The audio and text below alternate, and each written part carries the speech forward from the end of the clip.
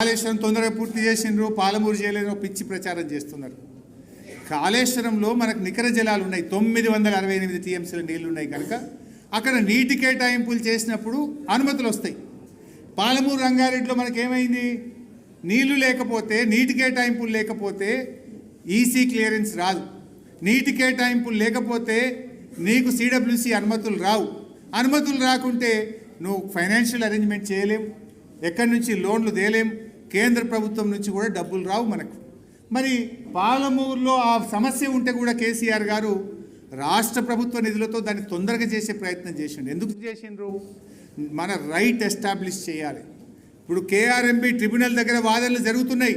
ఇప్పటికే పాలమూరు మీద మేము 27,000 కోట్లు ఖర్చు పెట్టాం, మాకు నీళ్లు ఇవ్వాలి అని అడగడానికి హక్కుకు క్రియేట్ చేయడం కోసం కేసీఆర్ గారు పనులు నడిపించిండు. అది వ్యూహం, అది కేసీఆర్ గారి నిబద్ధత.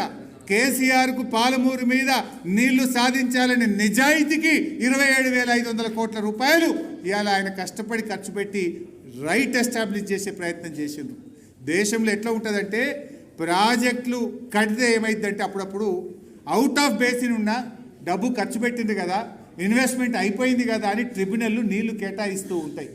అందువల్ల కేసీఆర్ గారు కూడా నీటి కేటాయింపులకు ఒకవైపు ఉపాయం చేసిండు. 45 మైనర్ సేవింగు, 45 గోదావరి డైవర్షను అని 90 పెట్టి డిపిఆర్ పంపి తల్లాడిండు.